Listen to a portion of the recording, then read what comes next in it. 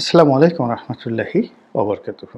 সম্মানিত দর্শক, আমাদের দেশের রাষ্ট্র ক্ষমতা কি জনগণের ভোটে অর্জন করা সম্ভব? অথবা জনগণ যেভাবে ভোট দেন সেভাবে কি যে নির্বাচনের ফলাফল সেভাবে রচিত হয়? কিংবা নির্বাচনের ফলাফল অনুযায়ী কি ক্ষমতার যে পট পরিবর্তন সেটা হয়, পালাবদল হয়, নাকি পেছনে অদৃশ্য হাত থাকে? আমরা স্বাধীনতার সেই আগের থেকেই শুনে আসছি দিল্লি না পিন্ডি, মানে দিল্লির দাস হবেন নাকি পাকিস্তানের দাস হবেন, এই ধরনের কথাবার্তা। রুশ ভারতের দালালেরা সাবধান, হুঁশিয়ার সাবধান, মানে রাশিয়ারও দালাল হওয়া যাবে না, ভারতেরও দালাল হওয়া যাবে না। মার্কিন সাম্রাজ্যবাদ নিপাত যাক, আমেরিকাকে আমরা ঘৃণা করি। এবং আপনাদের মনে আছে যে একটা সময় বায়তুল মোকাররমের উল্টো দিকে আমেরিকান কালচারাল সেন্টার ছিল, আমেরিকান কালচারাল সেন্টার। তো বিক্ষুব্ধ জনতা সেই ভবনটি পুড়িয়ে দিয়েছিল। এটা ছিল আমেরিকার প্রতি ক্ষোভ ৮০-র দশকে। যেটা বলছিলাম যে স্বাধীনতার আগ থেকে একেবারে আজ অবধি আমরা সবসময় দেশের বাইরে যে রাষ্ট্রগুলো রয়েছে তাদের সবাইকে আমরা শ্রেণীর শত্রু বানিয়ে ফেলেছি। কখনো চীনের বিরুদ্ধে কথা বলেছি, সৌদি আরবিয়ার বিরুদ্ধে কথা বলেছি, পাকিস্তানের বিরুদ্ধে কথা বলেছি। মানে বিশ্বে আমাদের একেবারে নির্ভেজাল বন্ধু আছে, এরকম কোনো রাষ্ট্রের নাম আমি অন্তত পক্ষে জানি না। আপনারা জানেন কিনা বলতে পারবো না।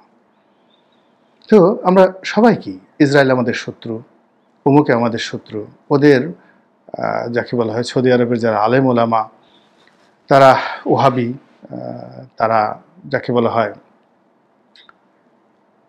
মানে বাতের ফ্যাক্টর অনুসারী, তাদেরকে অনুসরণ করলে আমাদের ইমান এখানে চলে যাবে। ভারত তো প্রশ্নই আসে না। তাহলে আমাদের বন্ধুকে, অথচ এই পৃথিবীতে আপনাকে যদি চলতে হয় বিশ্বস্ত বন্ধু ছাড়া আপনি চলতে পারবেন না। ভারতের দিকে চিন্তা করুন, জন্মের পর থেকে তারা রাশিয়ার সঙ্গে এবং ইসরায়েলের সঙ্গে, এই দুটো রাষ্ট্রের সঙ্গে চমৎকার একটা বন্ধুত্বপূর্ণ সম্পর্ক গড়ে তুলেছে। এই দুটোকে বেজ রেখে, ফান্ডামেন্টাল রেখে, এরপর তারা অন্যান্য রাষ্ট্রের সঙ্গে কখনো সম্পর্ক খারাপ করেছে, কখনো ভালো করেছে। পাকিস্তানের কথা চিন্তা করুন, তারা সৌদি আরবিয়া, চীন এবং আমেরিকা, তাদের জন্মের পর থেকে এই তিনটি রাষ্ট্রের সঙ্গে চমৎকার সম্পর্ক তারা বজায় রেখেছে। নেপালের কথা চিন্তা করুন, তারা একটা সময় ভারতের সাথে খুব সম্পর্ক বজায় রেখেছিল, সেখান থেকে তারা সরে গিয়ে আবার চীনের সাথে সম্পর্ক বজায় রেখেছে। তো তাদের দেশে দুটো গ্রুপ রয়েছে, একটা গ্রুপ চীনাপন্থী আর একটা গ্রুপ ভারতপন্থী। এর মধ্যে কোনো রকম মুনাফেকি কিছু নেই। শ্রীলঙ্কা এবং মালদ্বীপের ঘটনা অন্যরকম। শ্রীলঙ্কা এবং মালদ্বীপ এই দুটো রাষ্ট্র দীর্ঘদিন ধরে ভারতের দাবিদারি করেছে। এখন সেখানে ভারতের যারা তাবেদার তাদেরকে খুঁজে পাওয়া খুব দুষ্কর। সেখানে চীন পরিপূর্ণভাবে তাদের আধিপত্য বিস্তার করেছে এবং তাদের সঙ্গে চীনের যে সম্পর্কটি কৌশলগত, অর্থাৎ যুদ্ধ লাগলে যুদ্ধ করবে, টাকা লাগলে টাকা দেওয়া হবে, সৈন্য লাগলে সৈন্য দেওয়া হবে, অস্ত্র গোলা বারুদ দেওয়া হবে, এরকম একটা সম্পর্ক মালদ্বীপের সঙ্গে শ্রীলঙ্কার। তো সেই ক্ষেত্রে আমাদের কথা চিন্তা করুন, আমরা আমাদের যে নিত্য প্রয়োজনীয় দ্রব্য, চাল ডাল আটা ময়দা, কিংবা ধরুন আমাদের সেনাবাহিনী পুলিশ বাহিনীর জন্য যে অস্ত্রশস্ত্র আমদানি, কিংবা আমাদের যে টাকা পয়সার জন্য কোনো বন্ধু রাষ্ট্রের দ্বারস্থ হওয়া, যদি আমাদের এই মুহূর্তে $2 বিলিয়ন, 10,000 কোটি বা 20,000 কোটি টাকা হালাত প্রয়োজন পড়ে কোনো রাষ্ট্রের কাছ থেকে, শেখ হাসিনার জামানাতে কন্ডিশনালি ভারত থেকে হাত পাতা হতো, ভারতের নিকট হাত পাতা হতো, কিন্তু এভাবে পাওয়া যেত না, কিন্তু অ্যাটলিস্ট ছিল। কিন্তু এখন তো সেটা নাই, আগেও ছিল না কখনো। তাহলে আমাদের এত বছর ধরে আমরা যে বলছি যে কারোর সঙ্গে শত্রুতা নয়, কেবলই মাত্র বন্ধুত্ব, সেই বন্ধুত্বটা হলো কোথায়? এখন পর্যন্ত হয়নি। ফলে কি হলো দেখুন, আমাদের বিপদের কিন্তু শেষ নেই। ক্ষমতাচ্যুত হয়েছে আওয়ামী লীগ, তারা ক্ষমতা থেকে চলে যাওয়ার সঙ্গে সঙ্গে বাংলাদেশ থেকে সদল বলে ভারতে গিয়ে আশ্রয় নিয়েছে।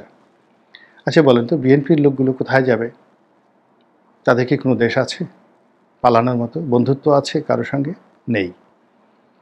জামাত যদি পাকিস্তানে যেতে চায় তাহলে তাকে ভারতের বর্ডার পার হয়ে যেতে হবে। কি একটা বিপদ মুসিবত আপনি চিন্তা করুন তো। একটা ল্যান্ড লক কান্ট্রি, তো সেই কান্ট্রিকে যদি তাকে বেঁচে থাকতে হয়, এমনকি সমুদ্রটাও এটার উপর যে আমাদের আধিপত্য সেটা নেই। একটা অংশে মায়ানমার আধিপত্য বিস্তার করে বসে আছে, আর আরেকটি অংশে ভারত আধিপত্য বিস্তার করে আসছে, আর একটু দূরে চীন। আপনি এখান থেকে একটা ভালো যুদ্ধ জাহাজ নিয়ে বা একটা স্পিড বোট নিয়ে, একটা গান বোট নিয়ে আপনি যে কোনো একটা দ্বীপপুঞ্জে চলে যাবেন, সেই অবস্থাও কিন্তু আপনার নেই। কাজে আমরা একটা কুয়োর ব্যাঙ হিসেবে এর মধ্যে যে লাফালাফি করছি, লম্ফজম্প করছি, এটা যে কতটা অবমাননাকর, এবং সারা দুনিয়া আমাদেরকে কি দৃষ্টিতে দেখে। আমাদের যারা প্রবাসী ভাই বোন রয়েছেন বিশ্বের বিভিন্ন দেশে, যারা আমাদের এই পাসপোর্ট নিয়ে ঘোরাফেরা করেন, তারা বুঝতে পারেন যে এই পাসপোর্টের আর এই বাংলাদেশি নামটির কতটা যন্ত্রণা আর কতটা মধুরতা রয়েছে। আজকের খবর হলো, এই ভিডিওটি যেদিন করছি সেটা হলো সংযুক্ত আরব আমিরাত 9টি দেশের ভিসা বন্ধ করে দিয়েছে, তার মধ্যে বাংলাদেশ আছে। তো এই যে ডক্টর মোহাম্মদ ইউনূস ক্ষমতা আসার পরে অনেকগুলো রাষ্ট্রে আমাদের যে ম্যান পাওয়ার এক্সপোর্ট, আমাদের যে ট্যুরিস্ট যাতায়াত, এই পুরো জিনিসগুলো বন্ধ হয়ে গেছে। কি হলো? কি পেলাম? আগামী দিনে আমরা কি পাবো? তো এই বিষয়গুলো নিয়ে আলোচনা যে গভীরে যাব, সেই গভীরে যাওয়ার আগে একটা বিষয় আমরা বলে নেই। এর কারণ হলো, আমরা সবসময় নিজেদেরকে ছোট করতে, নিজেদেরকে হেয় করতে আমরা এমন কোনো ল্যাঙ্গুয়েজ বা এমন কোনো শব্দমালা নেই যেটা আমরা ব্যবহার করি না। তো নিজেদেরকে ছোট করতে গিয়ে, প্রতিপক্ষকে ছোট করতে গিয়ে আমরা পুরো দেশ এবং জাতিকে ছোট করে ফেলছি। যেমন আমরা রাজনীতিবিদদেরকে ছোট করার জন্য তারা অশিক্ষিত, চাঁদাবাজ, গুন্ডা, বদমাইশ এগুলো বলি, আবার যখন প্রয়োজন পড়ে তখন ঠিক সেই রাজনীতিবিদদের পায়ের উপরে গিয়ে একেবারে হুমড়ি খেয়ে পড়ি। এই হলো অবস্থা। তো এই মুহূর্তে যে দেশ চলছে, সেই দেশের মধ্যে যে সকল গুরুত্বপূর্ণ সমস্যা রয়েছে, সেই সমস্যাগুলো আমরা মোকাবেলা না করে আমরা ওই আগের মতো দিল্লি না পিন্ডি এর আদলে নতুন স্লোগান আমরা বের করেছি। দিল্লিও নয়, পিন্ডিও নয়, ঢাকা ঢাকা ঢাকা। এবং এটা বের করার পরে আমরা এটা আত্মতৃপ্ত, ও মাই গড, এত বুদ্ধি কোথায় ছিল!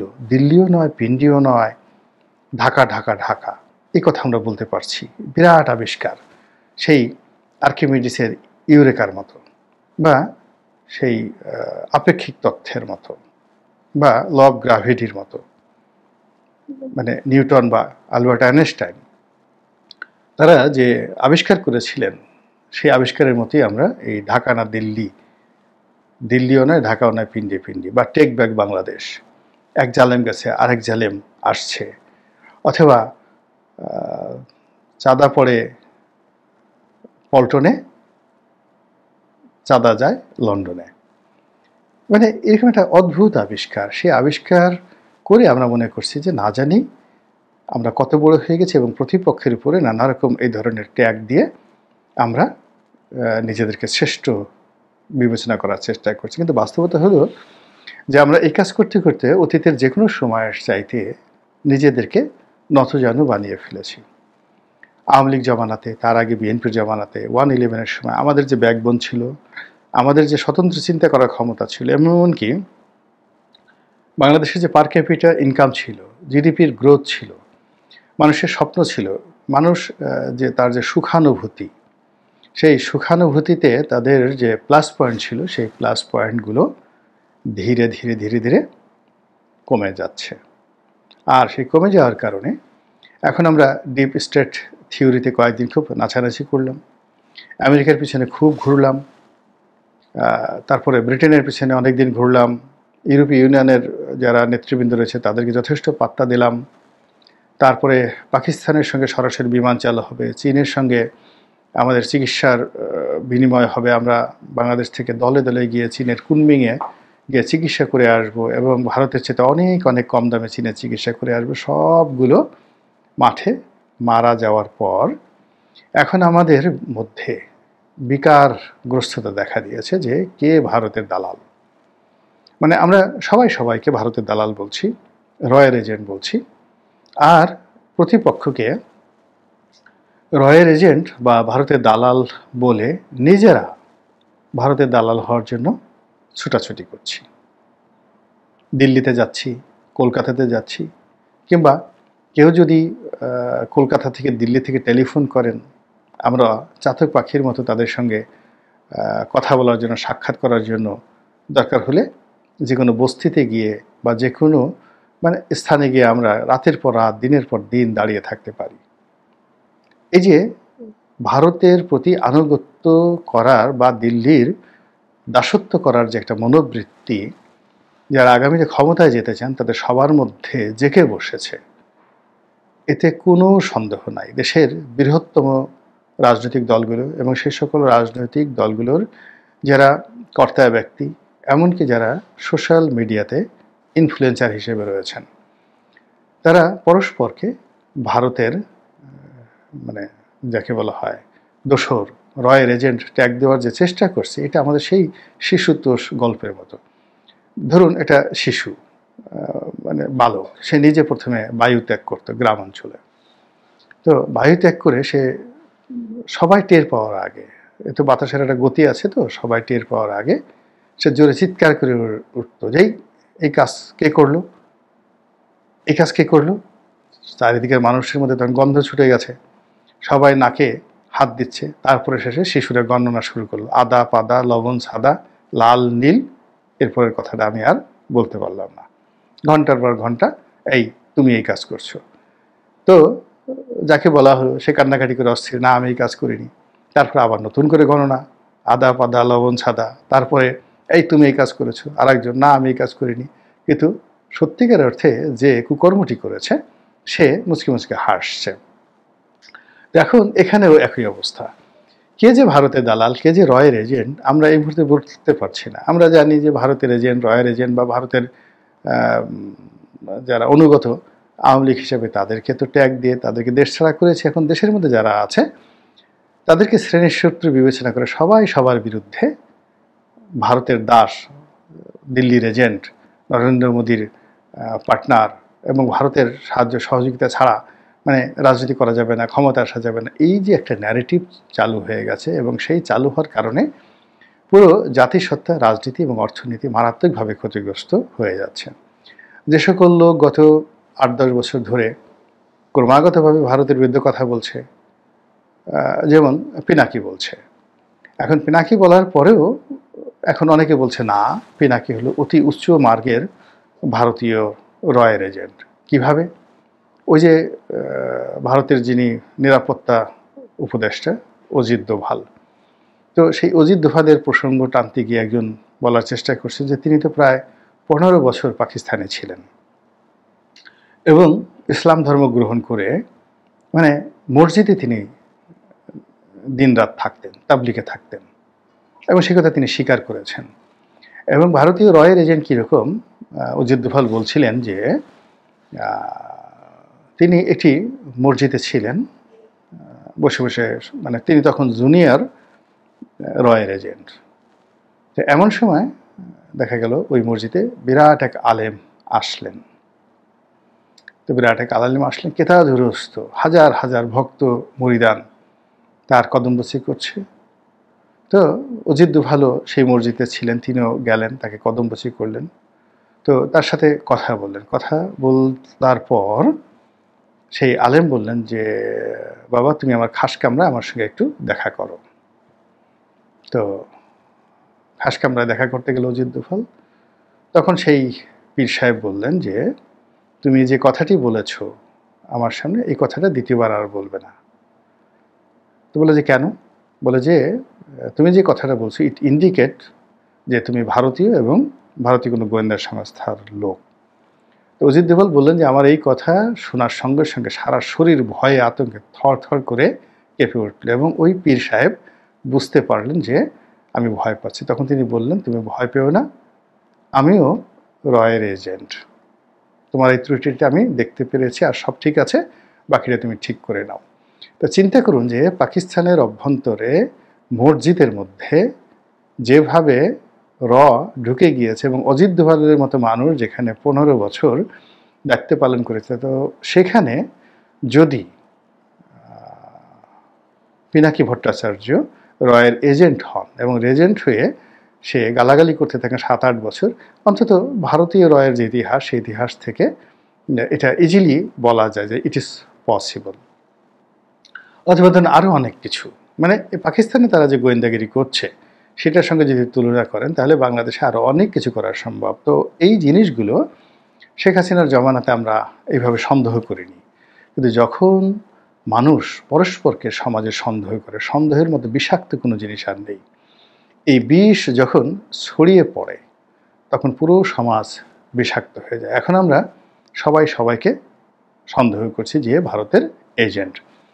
2 নম্বরে যেটা হচ্ছে যে আমাদের যারা ক্ষমতায় যাবে তাদের মধ্যে একটা মানে বিশ্বাস জন্ম নিয়েছে যে ভারত না চাইলে এখানে কোনো কিছুই হবে না, কাজেই ভারতকে তোয়াজ করতে হবে, তদবির করতে হবে। মানুষের যে সাধারণ জনমত রয়েছে সেই জনমত মানে পাওয়ার জন্য ভারতকে গালাগালি করা হবে, এটা ভারতও জানে এবং ভারত এটা অ্যালাউ করে।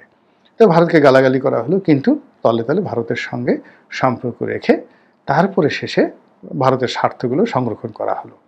তো এই কাজগুলো আমাদের দেশের এখন যারা ক্ষমতালোভী মানুষজন রয়েছেন তারা যেভাবে চেষ্টা করছেন, তাতে করে মনে হচ্ছে যে অতীতে আমরা যেভাবে লেন্দুব দর্জির কথা শুনতাম, অতীতে আমরা যেভাবে সিকিমের ভয় পেতাম, নতুন প্রেক্ষাপটে হয়তো আমাদের সে আতঙ্ক আরও বহুগুণে বেড়ে গেছে। মহান আল্লাহ আমাদের সবাইকে হেদায়েত দান করুন এবং হেফাজত করুন। আসসালামু আলাইকুম ওয়া রাহমাতুল্লাহি ওয়া বারাকাতুহু।